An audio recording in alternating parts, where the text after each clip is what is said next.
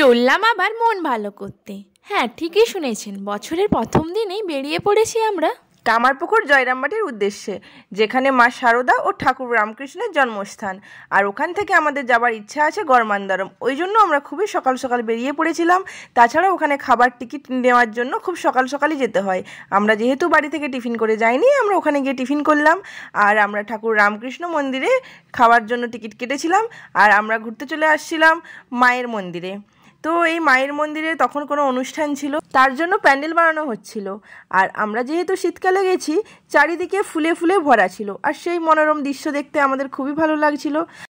আপনাদের যদি এই মন্দিরের সম্বন্ধে কিছু জানার থাকে, আপনারা আমাকে কমেন্ট করবেন এবং আমি তার সমস্ত ডিটেলস আপনাদের জানিয়ে দেব।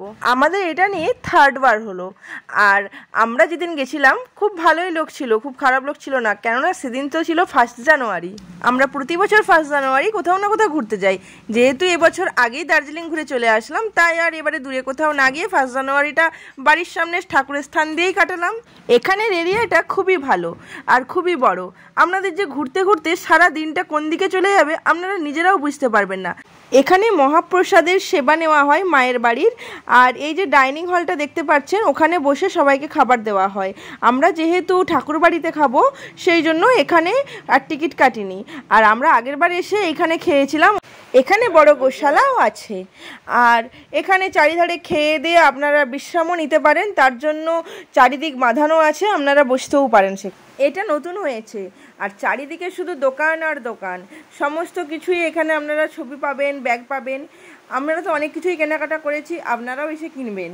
ওখান থেকে আমরা চলে আসলাম রামকৃষ্ণ মঠে মহাপ্রসাদ গ্রহণের জন্য। দেখেছেন লাইনটা কি বড়, একদিকে ছেলেদের লাইন আর একদিকে মেয়েদের লাইন। আর টিকিট এখানে কোনো প্রাইস মূল্য নেই, আপনারা যে যেটা খুশি হয়ে দেবেন সেটাই নেবে। আমরা যেহেতু একটু দেরি করে গেছিলাম, সেই জন্য রামকৃষ্ণ মঠের যে ঘোরার প্লেসটা ছিল ওটা বন্ধ করে দিয়েছিল, শুধু খাবারের দিকটা খুলে রেখেছিল।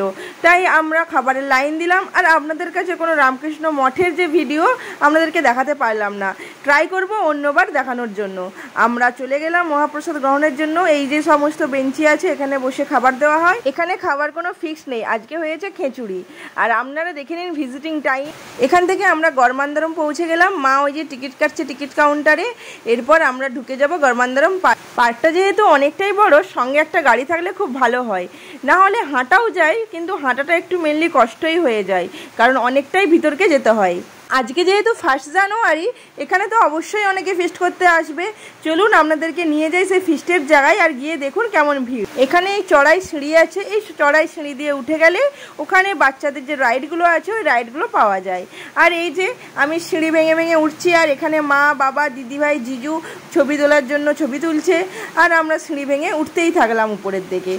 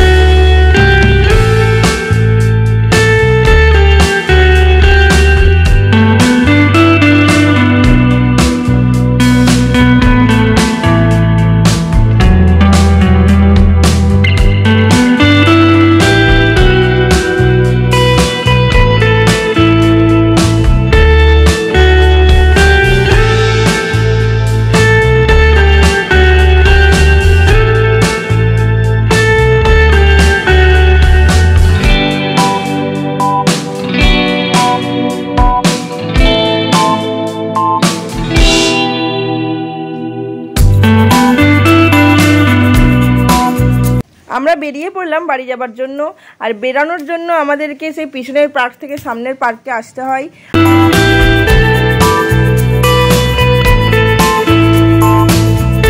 একদিনের ট্যুরের জন্য এই ট্যুর প্ল্যানটা খুবই ভালো। এখন বাজে 2:27, আর আমরা বেরিয়ে যাব এখান থেকে বাড়ির পথে। কেননা এখন যেহেতু শীতকাল, একটু পরেই সন্ধে হয়ে যাবে, আর তখন ঠান্ডা লাগবে আমাদের।